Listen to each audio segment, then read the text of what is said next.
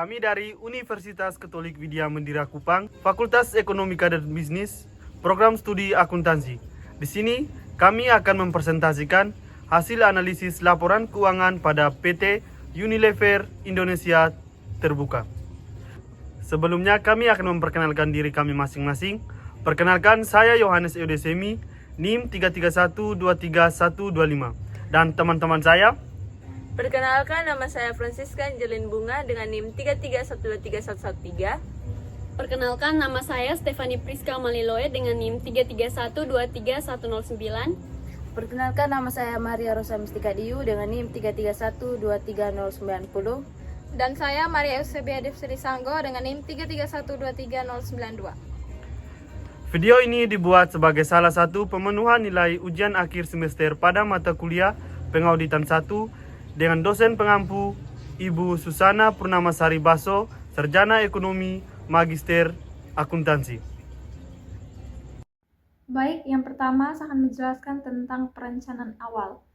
Yang pertama yaitu identitas klien, nama perusahaan PT Unilever Indonesia Terbuka dengan kode saham UNVR. Bidang usaha, produksi, pemasaran, dan distribusi barang konsumsi seperti sabun, deterjen, makanan berbasis susu, es krim, kosmetik, minuman teh, dan buah, serta penyewaan ruang kantor. Tahun buku yang kami ambil yaitu tahun 2023 dengan mata uang rupiah. Yang berikut tujuan penugasan yaitu memberikan opini atas kewajaran laporan keuangan 2023, memastikan kesesuaian dengan standar akuntansi keuangan Indonesia, serta menilai efektivitas pengendalian internal perusahaan. Yang berikut memahami bisnis klien. Yang pertama, gambaran umum. PT Unilever Indonesia Terbuka adalah perusahaan multinasional di industri barang konsumsi, anak usaha dari Unilever NV dan Unilever PLC dengan fokus pada makanan, minuman, es krim, serta produk perawatan rumah dan pribadi. Yang berikut struktur organisasi.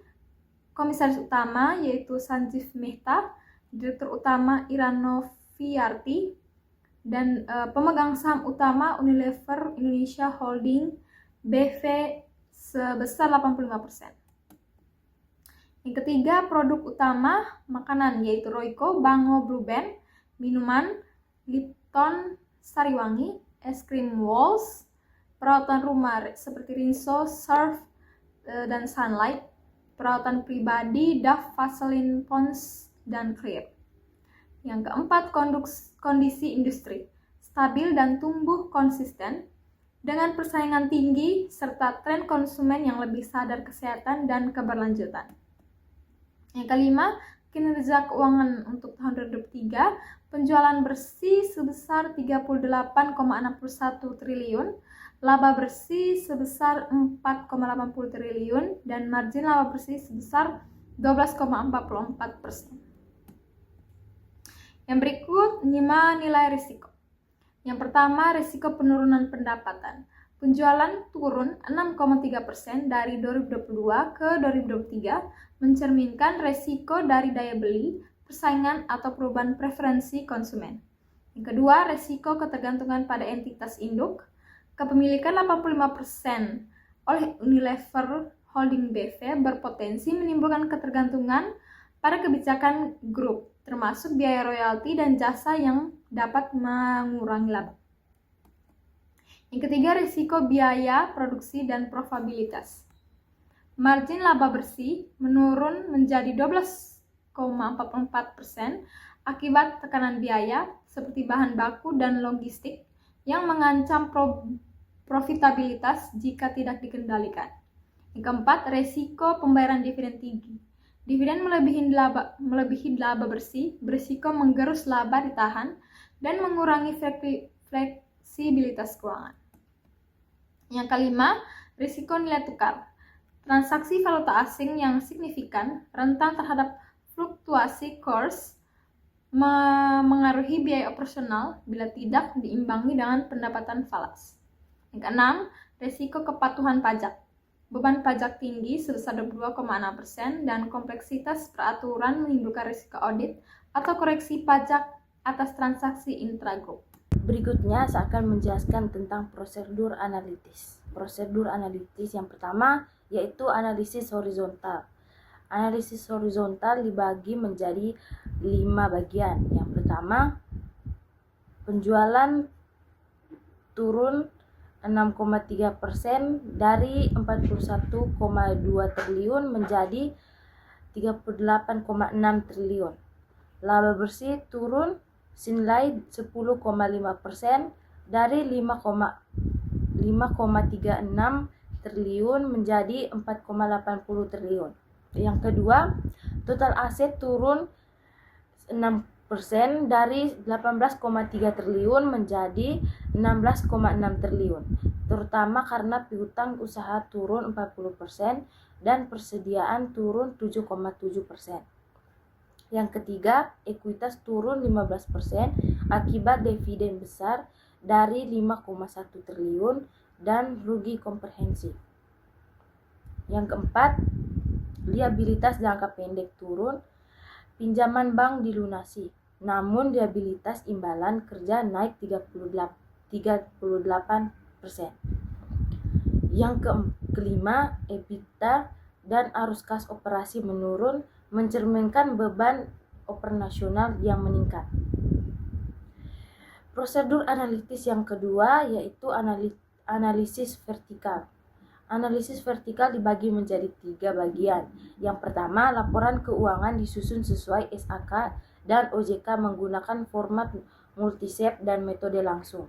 Yang kedua, penurunan laba dan aset konsisten antara laporan.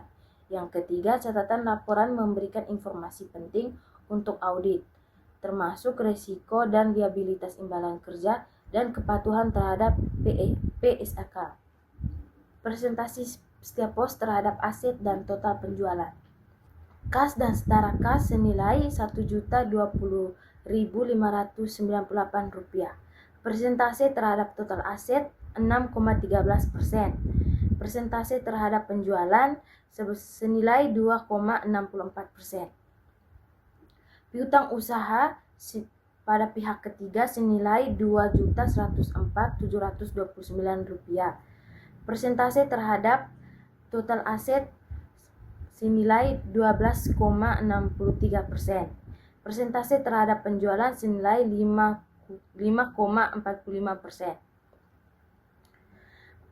Persediaan senilai Rp2.422.044.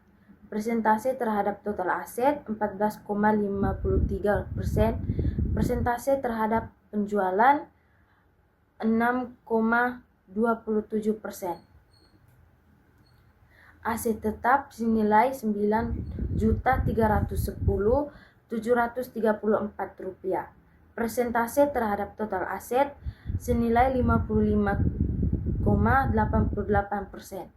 Persentase terhadap penjualan senilai 24,11%. Goodwill senilai Rp61.925. Persentase terhadap total aset senilai 0,37%. Persentase terhadap penjualan senilai 0,16%. Aset hak guna senilai Rp616.61. Persentase terhadap total aset senilai 3,70%. Persentase terhadap penjualan senilai 1,60%.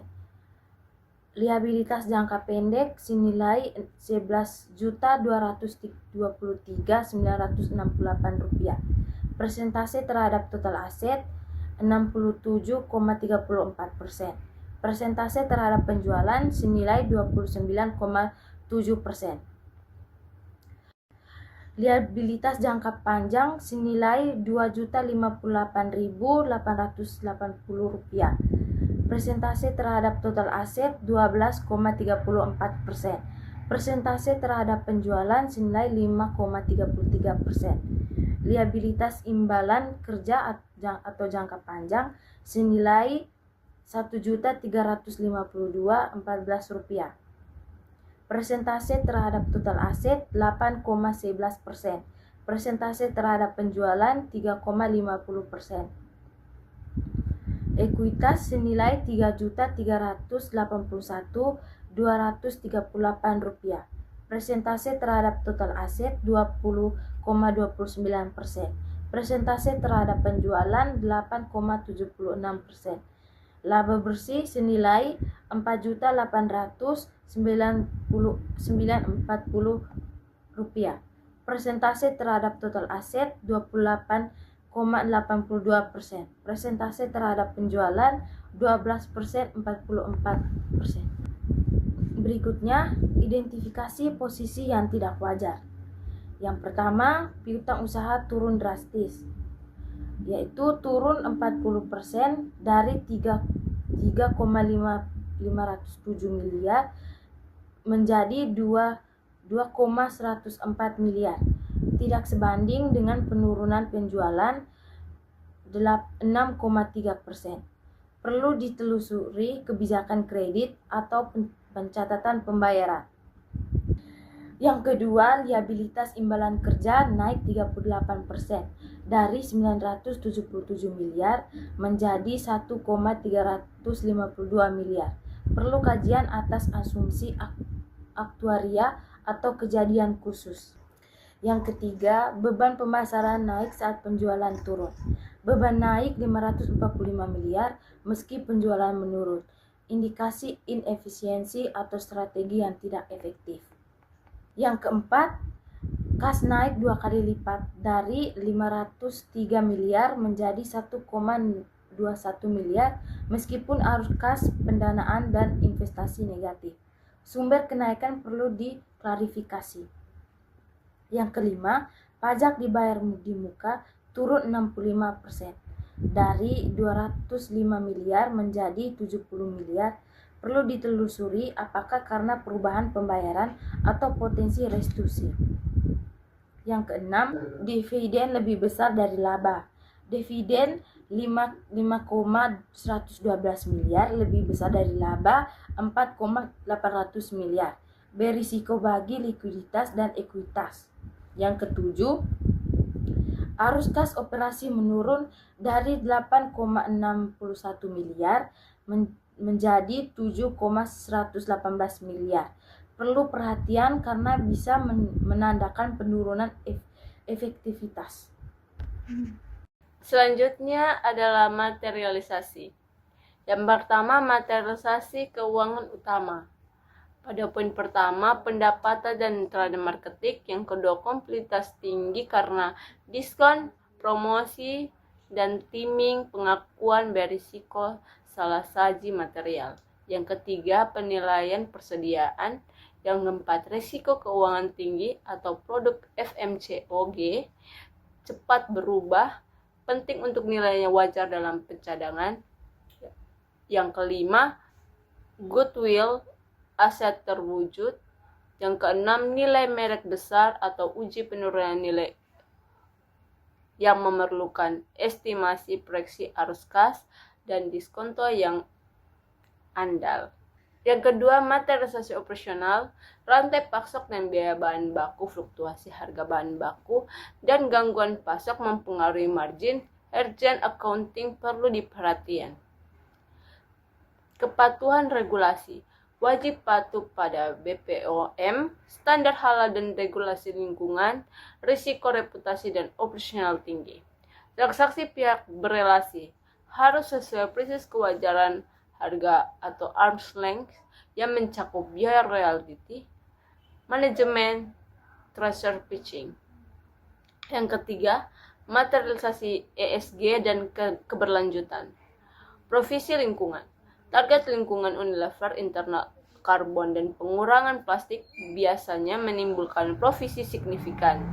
Isu ketenagaan dan sosial berisiko tinggi secara reputasi mempengaruhi kelangsungan bisnis.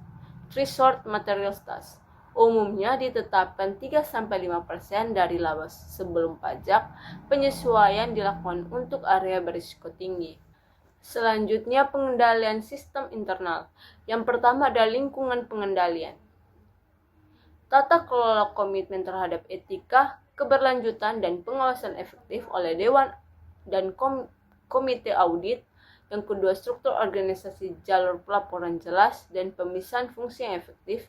Yang ketiga, SDM atau kode etik, pelatihan dan evaluasi kinerja yang mendukung perilaku etis.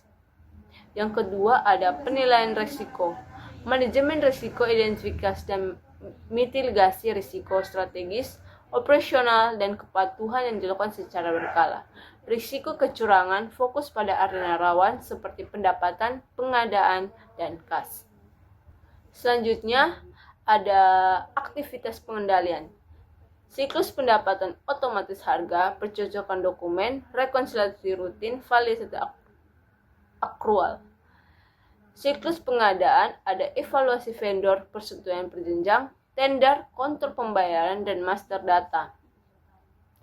Persediaan ada perhitungan berkala, penyisian usang, dan pengalaman fisik suhu produk. Pelaporan keuangan, penutupan bulanan, rekonsiliasi neraca, konsolidasi antar entitas. Dan terakhir ada TI dan komunikasi. Kontrol akses yang manajemen perubahan, backup, dan keamanan ERP. Yang keempat ada pemantauan. Audit internal independen berbasis risiko dengan tindak lanjutan dan CO coursing. Manajemen review rutin, sertifikasi kepatuhan, self-assessment, saluran whistleblower. Kelima, area perbaikan. Yang pertama ada transformasi digital, kontrol AI dan data analitis, skandal digital.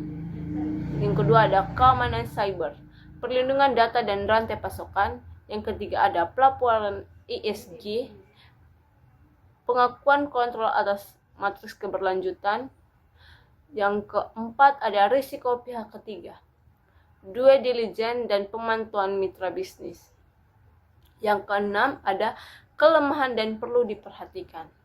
Yang pertama ada jurnal manual belum sepenuhnya ditinjau, rekonsiliasi akhir bulan masih tertunda. Yang ketiga ada review aspek sistem IT belum konsisten. Yang keempat ada dokumentasi transaksi antar entitas yang belum optimal. Baik, yang berikut saya akan menjelaskan ruang lingkup audit. Yang pertama, objek audit. Auditor dari KAP, Tanu Direja, Wibisana Rintis dan Rekan atau PWC mengaudit laporan keuangan konsolidasian PT Unilever Indonesia Terbuka dengan entitas anaknya per 31 Desember 2023 meliputi yang pertama, laporan posisi keuangan, yang kedua, laporan laba rugi, yang ketiga, laporan perubahan ekuitas, dan yang keempat, laporan arus kas. Yang kedua, standar audit.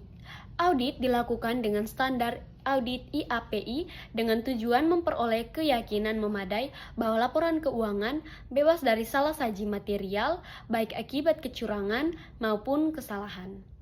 Yang ketiga, pemahaman pengendalian internal.